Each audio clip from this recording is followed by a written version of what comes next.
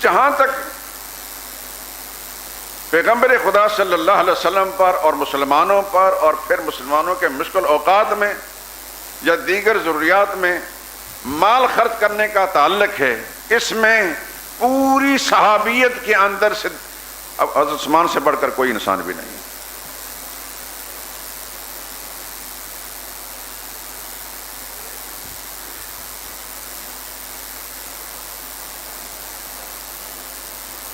ایک ایک واقعوں کا میں ذکر کروں تو بات لمبی ہو جائے گی، میں ادھر نہیں جانا چاہتا۔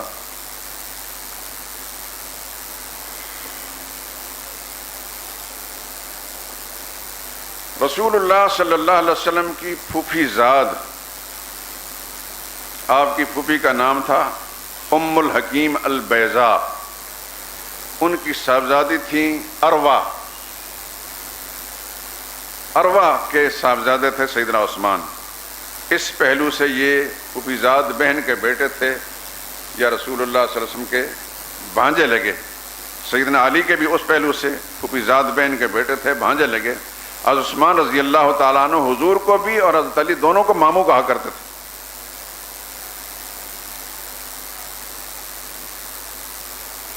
پھوپھی زاد بہن کے بیٹے تھے۔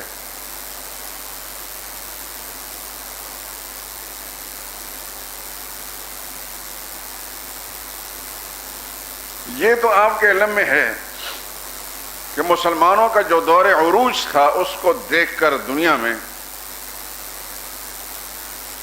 سب سے زیادہ تکلیف یہودیوں کو تھی، پھر ایران کے مجوسیوں کو تھی، ان کے پیچھے پیچھے عیسائی بھی تھے، لیکن پہلے نمبر پر اسلام کا بڑا دشمن جو ہر دور کے اندر اللہ کی وحی کے قرآن کے فیصلے مطابق ہے وہ یہودی ہے۔ لَتَجِدَنَّ أَشَدَّ النَّاسِ عَدَاوَةً لِلَّذِينَ آمَنُوا الْيَهُودُ، یہ اللہ کا قطعی فیصلہ جو قیامت تک باقی رہے گا۔ ایمان والوں کا سب سے بڑا دشمن دنیا میں تم یہودیوں کو دیکھو گے۔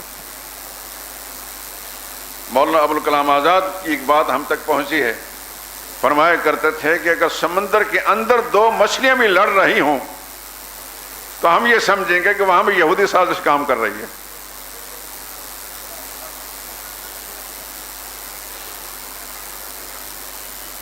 یہودیوں کے بعد دوسرے نمبر مسلمانوں کو دشمن مجوسی رہے، آتش پرست، جن کا مرکز فارس تھا، ایران۔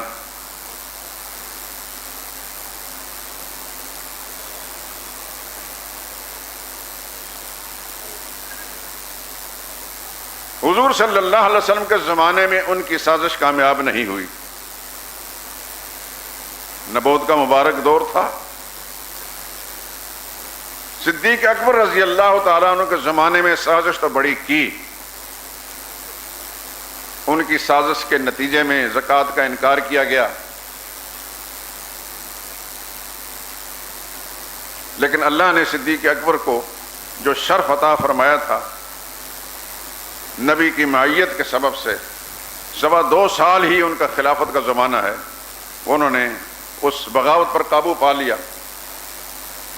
فاروق اعظم رضی اللہ تعالیٰ عنہ کا 10 سالہ دور خلافت، وہ اس امت کا ایک ایسا سنہری دور کہلاتا ہے جس کو اپنے تو اپنے ہیں، غیر بھی مانتے ہیں۔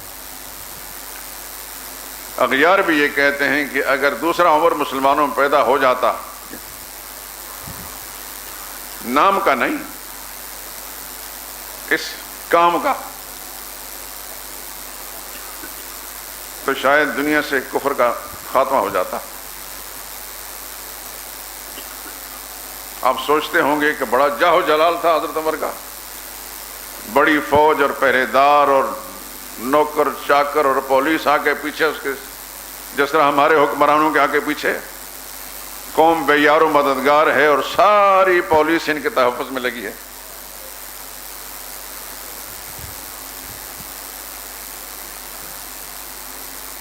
تنخواہ قومی خزانے سے ملتی ہے اور حفاظت ان کی ہو رہی ہے۔ غیر ملکی سفراء ملنے آئے، مدینہ طیبہ میں پہنچے، پوچھا کہ تمہارا بادشاہ کہاں ہے؟ اس لفظ سے مسلمان ناشناس ہے، یہاں تو کوئی بادشاہ نہیں۔ کہنے لگے بھائی ہم فلاں ملک سے آئے ہیں، حکومتی نمائندے ہیں، ہم نے تمہارے بادشاہ سے ملنا ہے۔ انہوں نے کہا بھائی یہاں کوئی بادشاہ نہیں ہوتا۔ کہنے ہمارے ساتھ مذاق مت کرو، ہمارے حکمرانوں کی نیندیں اڑی ہوئی ہیں تمہارے بادشاہ کی وجہ سے، تم کہتے بادشاہ ہی کوئی نہیں۔ انہوں نے کہا یہاں بادشاہ تو کوئی نہیں، پتہ امیر المومنین ہے۔ کہنے لگا کہاں ہے ان کا محل؟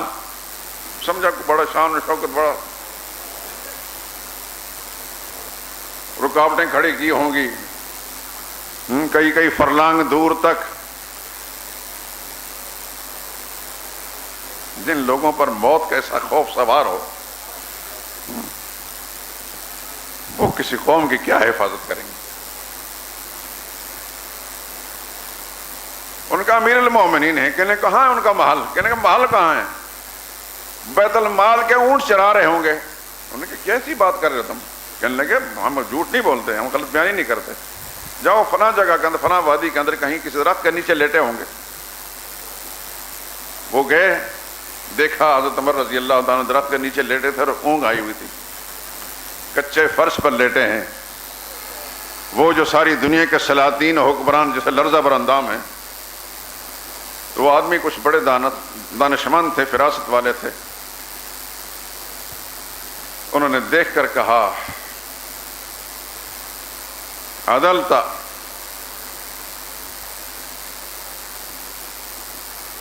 فامنت ونمت، واقعتاً تیرے بارے میں ہم نے جو کچھ سنا تھا کہ بڑا انصاف پرور حکمران ہے، تو نے واقعتاً عدل کیا ہے، انصاف کیا ہے، اس انصاف کے سبب سے تو خود بھی محفوظ اور مامون ہے، کوئی پہریدار اور چوکیدار نہیں، اور تمہیں آرام سے اس کچے فرش پر بھی نیند آ رہی ہے۔ عدلتا، تیرے عدل و انصاف کا تقاضا یہ ہے کہ تیرے ساتھ ایسا ہی معاملہ ہو۔ اگر آج کا حکمران عدل و انصاف کا معاملہ کرے، اس کو یہ پہرے دار اور چوکیدار اور یہ سیکیورٹی اور اس لمبا چوڑا انتظام نہ کرنا پڑے۔ کاش پتہ نہیں ہماری زندگی میں ہماری یہ حسرتیں پوری ہوں گی کہ نہیں ہوں گی، میرا رب ہی جانتا ہے۔ اللہ سے دعا کریں اللہ ہماری قوم کی سوچ کو درست کر دے، کیونکہ اللہ تعالیٰ کا نظام ہے کہ کبھی صحیح قوم پر غلط حکمران مسلط نہیں کرتا۔ وَمَا رَبُّكَ بِظَلَّامٍ لِّلْعَبِيدِ، رتی برابر بھی اللہ کے ہاں ظلم نہیں ہے۔ کیسے ہو سکتا ہے کہ لوگ اچھے ہوں، اللہ سے خیر مانگیں اور اللہ تعالیٰ خیر نہ دے؟ ہم خود درجہ بدرجہ ظالم ہیں، ہر آدمی اپنے درجے کے اندر، اپنے دائرۂ کار کے اندر ظالم ہے، اور اللہ کا فرمان ہے وَكَذَلِكَ نُوَلِّي بَعْضَ الظَّالِمِينَ بَعْضًا بِمَا كَانُوا يَكْسِبُونَ، ایک ظالم پر ہم دوسرا ظالم مسلط کر دیتے ہیں، اس کے اعمال کا نتیجہ ہوتا ہے۔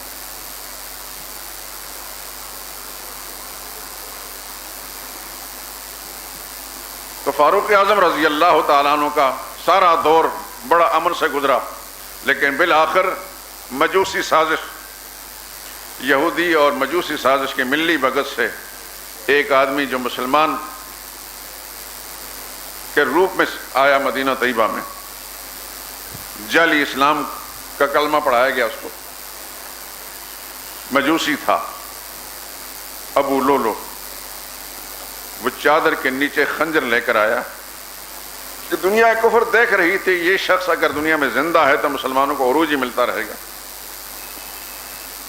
چنانچہ مصلی رسول پر فجر کی نماز کے وقت فاروق اعظم رضی اللہ عنہ پر حملہ کیا گیا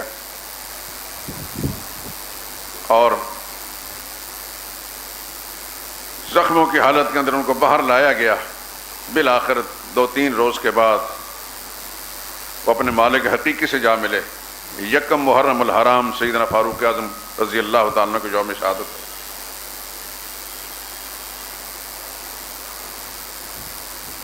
8 دن پہلے آپ نے قربانی دی ہے، قربانی کی ایک قسم یہ بھی ہے۔ 18 تاریخ کو سیدنا عثمان نے قربانی دی ہے، ایک قسم یہ بھی ہے۔ 26 ذی الحج کو سیدنا فاروق اعظم زخمی ہوئے اور یکم کو پھر اللہ کے پاس جا پہنچے، قربانی کی ایک قسم یہ بھی ہے۔ اور 10 محرم الحرام کو شہدائے کربلا نے قربانی دی ہے، ایک قسم یہ بھی ہے۔ میں عرض کر رہا تھا کہ اسلام کی تاریخ قربانیوں سے بھری پڑی ہے، لیکن قربانی کی نوعیتیں مختلف ہیں. ایک ایسا انسان جو 35 لاکھ مربع میل کے رقبے سے زیادہ رقبے پر حکمرانی کر رہا ہو اور سب کچھ اس کے اختیار میں ہو، اور وہ اپنی جان کی حفاظت کے لیے انگلی بھی نہ کھڑی کرے، باغی اس کے جان کے درپے ہوں، قتل کرنے کے درپے ہوں، اور اس سے مسلمان مجاہدین اجازت مانگیں کہ ہمیں اجازت دیں تاکہ ہم ان کو صفحہ ہستی سے مٹا دیں. فرمایا میری ذات کے لیے مدینہ الرسول میں کسی کا خون نہیں بہانا. یہ وہ چیز ہے کہ شاید نسل انسانی میں بھی اس کی کوئی مثال نہیں پیش کر سکتا. آپ نے ایک شعر سنا ہوگا، غلط شعر، غریب و سادہ اور رنگی ہیں داستان حرم، نہایت اس کی حسین ہیں اور ابتدا اسماعیل. حضرت اسماعیل کی قربانی حضرت حسین کی قربانی میں کوئی ہے مناسبت؟ حضرت اسماعیل کو تو اللہ نے حکم دیا تھا کہ ذبح کرنے کا. کتنا بڑا جھوٹ بولا کس شخص نے. اس شعر میں یوں تصرف کریں، غریب و سادہ و رنگی ہیں داستان حرم، نہایت اس کی عثمان ہے ابتدا حابیل. جانتے ہیں حابیل کو؟ سیدنا آدم کا وہ بیٹا جو اپنے بھائی کے ہاتھوں سے قتل ہوا، اور جس نے کہا تھا لئن بسطت الی یدک لتقتلنی ما انا بباسط یدی الیک، تو اگر مجھے قتل کرنا چاہتا تھا میں اپنا ہاتھ کھڑا نہیں کروں گا. تو جو حضرت حابیل کا معاملہ تھا وہی حضرت عثمان کا معاملہ تھا. نہایت اس کی عثمان ہے ابتدا حابیل. اس طرح حضرت عثمان رضی اللہ تعالیٰ عنہ شہید ہو گئے، اور شاید اس انتظار میں بھی تھے، کیونکہ ایک دفعہ حضور صلی اللہ علیہ وسلم، حضرت ابوبکر صدیق، حضرت فاروق اعظم اور حضرت عثمان، یہ چاروں احد پہاڑ پر چڑھے. دیکھا ہوگا آپ نے احد پہاڑ؟ نہیں دیکھا تو اللہ تعالیٰ وہاں کی حاضری نصیب کرے حرمین کی، اور اس کو دیکھ بھی لیں. میں نے بارہا دیکھا اس کو، اور بارہا دیکھتا رہا، اور اس پہ غور، اس حدیث کو بھی سامنے ذہن میں دیکھ کر اس کے جائزہ لیتا رہا، کہاں کہاں رسول اللہ صلی اللہ علیہ وسلم تشریف لے گئے ہوں گے. تو جب حضور صلی اللہ علیہ وسلم اور یہ تینوں بزرگ پہاڑ پر چڑھے، پہاڑ میں تھوڑا سا زلزلہ سا آیا، تو حضور صلی اللہ علیہ وسلم پہاڑ کو مخاطب کر فرمایا علیک یا صبیر. ایک روایت میں ہے یا احد اثبت، احد ذرا رک جا، فانما علیک نبی و صدیق و شہیدان، کہ تجھ پر ایک اللہ کا نبی کھڑا ہے اور ایک صدیق کھڑا ہے اور دو شہید کھڑے ہیں. تو زندگی میں رسول اللہ صلی اللہ علیہ وسلم نے حضرت عمر کو بھی فرمایا تھا کہ تو نے شہید ہونا، حضرت عثمان سے فرمایا تو انہیں شہید ہونا ہے. اس واسطے وہ شہادت کا رتبہ لینے کے لیے پہلے انتظار میں بیٹھے تھے کہ مسلمہ شہید ہیں، رجسٹرڈ شہید. اب تو شہیدوں کی سمجھے کہ سیل لگی ہوئی ہے ہمارے پاکستان میں. خاص طور پر ہمارا میڈیا اور میڈیا سے متاثر ہمارا لاشعور طبقہ جس کو چاہے، جس کو پسند کرے وہ شہید ہے.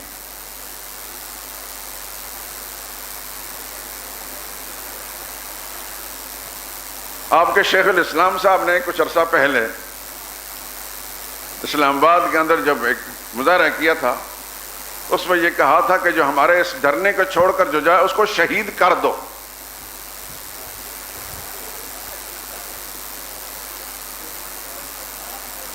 جملے پہ غور کیا، اس کو شہید کر دو. شہید تو وہ ہوتا ہے جو بے قصور مارا جائے اور مارنے والا ظالم ہو. یعنی تم ظلم کرو اس پر، جو ہماری مرضی کے خلاف چلا جائے اس پر ظلم کرو اور وہ شہید ہو جائے، اس کو شہید کر دو.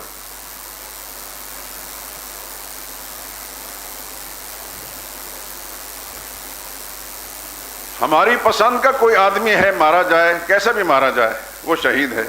اور ہم اس کو پسند نہیں کرتے، چاہے اللہ کا ولی کیوں نہ ہو، وہ ہلاک ہے. آپ کا دجالی میڈیا کسی اور کی زبان اپنے منہ میں ڈال کر کسی اور کے قلم سے لکھتا ہے فلاں آدمی ہلاک ہو گیا اور فلاں شہید ہو گیا، لیکن حضرت عثمان تو وہ ہیں جو نبی کی زبان سے شہادت کا اعزاز لے چکے ہیں۔ فَإِنَّمَا عَلَيْكَ نَبِيٌّ وَصِدِّيقٌ وَشَهِيدٌ، تجھ پر اللہ کا ایک نبی ہے، ایک صدیق اور 2 شہید۔ حضرت عثمان رضی اللہ تعالیٰ عنہ کو مدینہ الرسول میں شہید کر دیا گیا، ان کے اپنے گھر کے اندر۔ 18 ذی الحج آپ دیکھتے ہیں کہ دنیا بھر کے مسلمان حج کرنے کے لیے مکہ معظمہ جاتے ہیں۔ مدینہ طیبہ بھی تقریباً خالی ہو چکا تھا، حج کے لیے مسلمان گئے ہوئے تھے، اور باغیوں نے اس موقع کو غنیمت سمجھ کر، آج کے زمانے میں جہاز کا سفر بھی نہیں ہوتا تھا تو کاریں بھی نہیں تھی، پیدل سفر کرتے تھے، اور مدینہ طیبہ مکہ معظمہ سے مدینہ طیبہ اگر کوئی سفر کرے حج کرنے کے بعد تو بہت کم اتنی جلدی پہنچ سکتا ہے، اور نہ ہی ان کے علم میں تھا کہ یہ سازش ہو رہی ہے۔ بالآخر حضرت عثمان رضی اللہ تعالیٰ عنہ کو شہید کر دیا گیا۔ یہ کسی نے لکھا ہے کہ خدا کی زمین پر جب کسی نبی کو شہید کیا جائے، قتل کیا جائے، تو پھر اس کے بدلے میں کم سے کم 70,000 انسان قتل ہوتے ہیں، اور نبی کا کوئی خلیفہ شہید کیا جائے تو کم سے کم 35,000 آدمی اس کے بدلے میں جاتے ہیں۔ یہاں 35,000 کیا ہے؟ حضرت عثمان رضی اللہ تعالیٰ عنہ کے خون کے اثرات آج تک جاری ہیں۔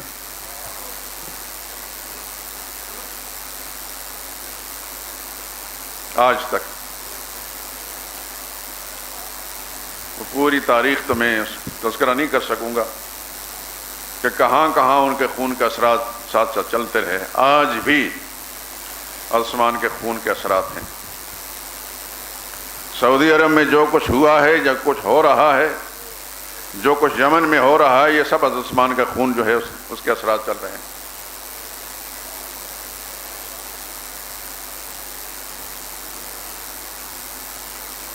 اللہ سے یہ دعا مانگا کریں، جہاں اپنی ذات کے لیے، اپنے ذریات کے لیے دعا مانگے، وہاں حرمین شریفین کے تحفظ کے لیے بھی اللہ سے دعا مانگے، یا اللہ ان کو فتنوں سے محفوظ فرما،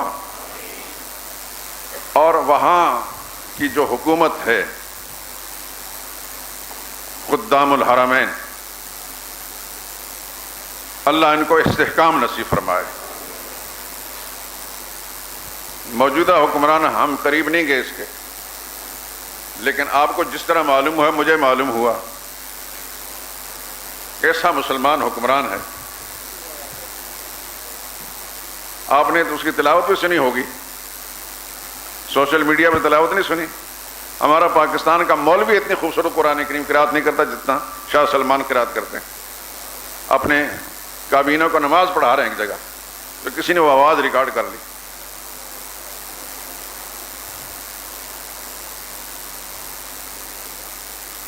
اور اوباما سے ہاتھ ملانے کے ساتھ ہی جب اللہ اکبر قریب کی مسجد سے آئی آواز، تو کس طرح اس کو چھوڑ کر پھر احکم الحاکمین کے فیصلے پر عمل کرنے کے لیے چلے گئے۔ اس کی مثال بھی آپ کو کم از کم اس صدی میں نہیں ملے گی۔ اللہ ایسا غیرت مند حکمران، ایسا اندر باہر سے سچا پکا مسلمان پاکستان کو بھی نصیب فرما دے۔ اللہ اس کی حکومت کو استحکام نصیب فرمائے، اور اس کو تمام شرور و فتن سے، ظاہری باطنی فتنوں سے اللہ اس کی حفاظت فرمائے۔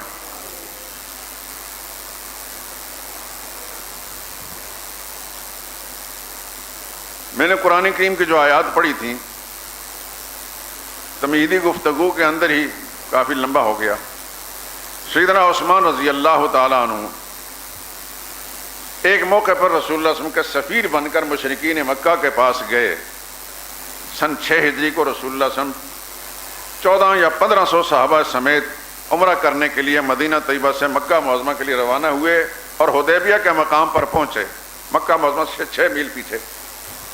آپ حضرات گئے ہیں جہاں وہ چیک پوسٹ ہے، جہاں پاسپورٹ وغیرہ چیک کیے جاتے ہیں، بڑے بڑے بورڈ سڑک پر لکھے الشمیسی، اسی جگہ کا پرانا نام حدیبیہ تھا. اس جگہ سے آگے غیر مسلم مکہ معظمہ میں داخل نہیں ہو سکتا، وہاں تک جا سکتا ہے، اس سے آگے نہیں. وہاں آپ نے سڑکوں پر بڑے بڑے بورڈ دیکھے ہوں گے، طریق المسلمین و طریق غیر المسلمین. مسلمانوں کو اس راستے پر جانا اور غیر مسلم نے جانا تو ادھر سے جائے. حرمین شریفین میں غیر مسلم کا داخلہ ممنوع ہے اللہ اس کے رسول کے حکم کے مطابق. یہ کوئی حکومتوں کے فیصلے نہیں، یہ خدا کے فیصلے ہیں.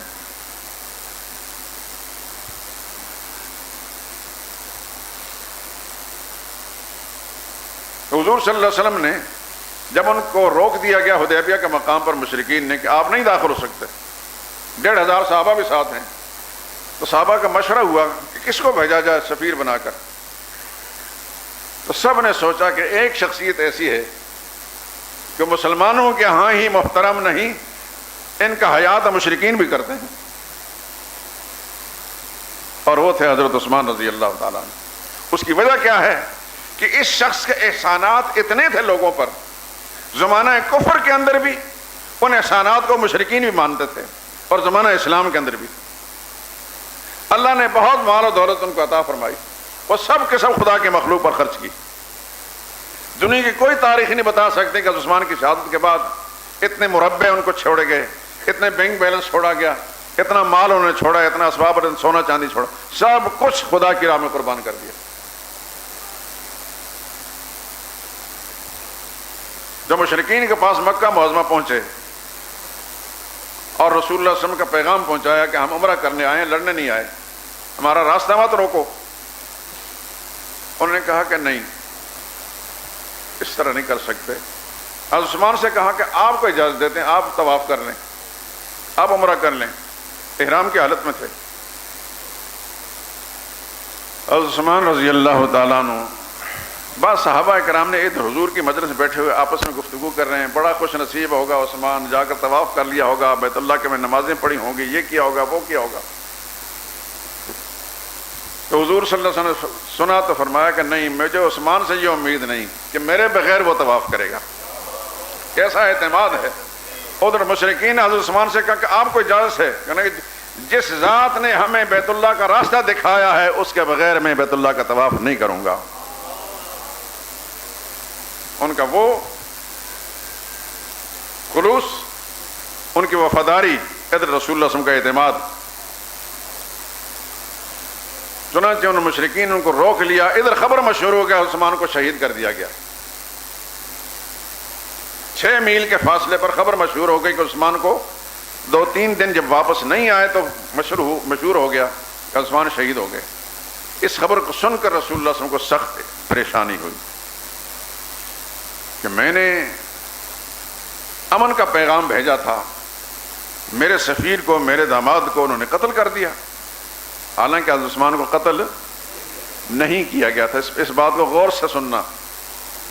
خبر غلط مشہور ہوئی، لیکن ادھر مسلمانوں میں یہ خبر جب پھیلی تو حضور صلی اللہ علیہ وسلم بھی اس پر یقین کر گئے اور سارے مسلمان بھی یقین کر گئے.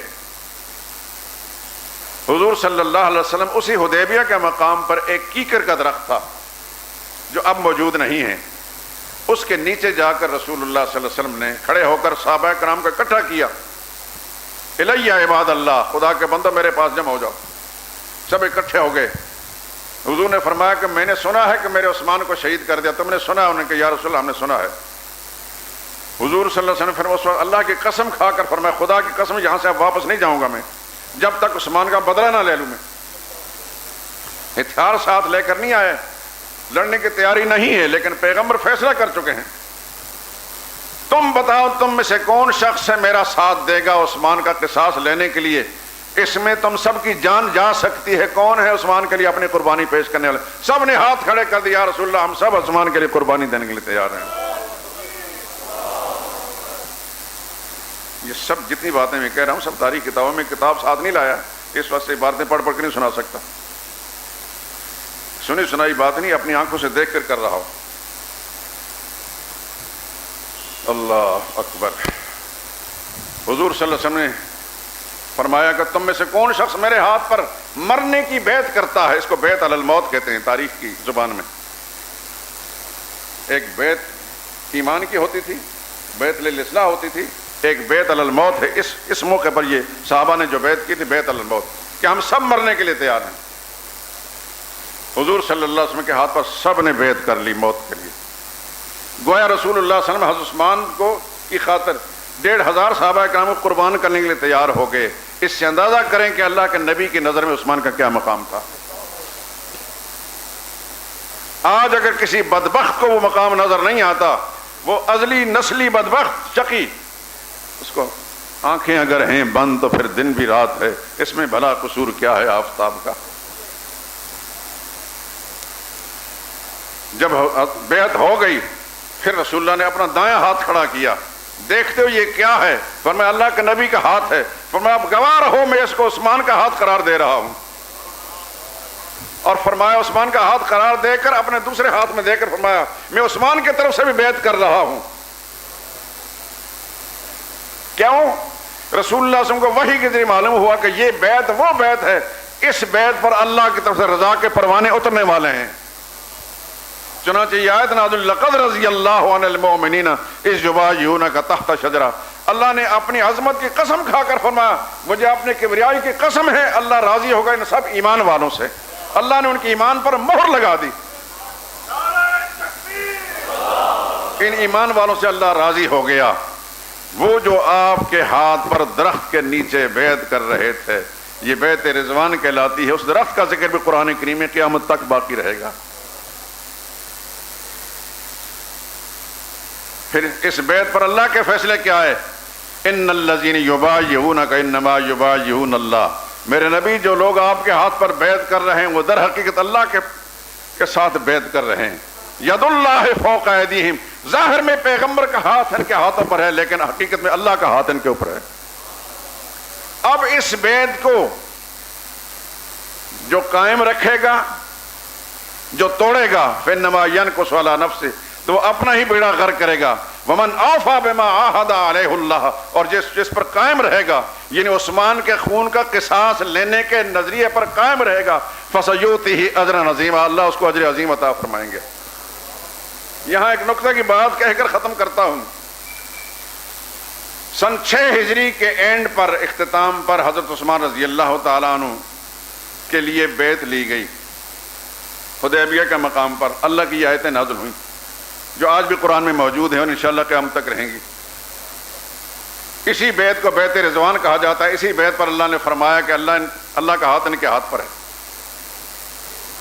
اللہ کو اتنا پسند تھا یہ عمل، اللہ کے نبی کو پسند ہے کہ 1,500 صحابہ کو حضور اپنی ذات سمیت قربان کے لیے تیار ہو گئے۔ حالانکہ اس وقت عثمان شہید نہیں ہوئے تھے۔ ایک مسئلہ تو یہ سمجھیں کہ 6 میل کے فاصلے پر عثمان زندہ موجود ہیں۔ خبر مشہور ہو گئی کہ عثمان شہید ہو گئے، رسول اللہ صلی اللہ علیہ وسلم اور سب صحابہ اکرام یقین کریں گے رسول اللہ سے بڑا کوئی نبی ہے اور صحابہ سے بڑا کوئی ولی ہے؟ اللہ کے سوا کوئی غیب جانتا ہوتا تو امام الانبیاء غیب نہ جانتے ہیں؟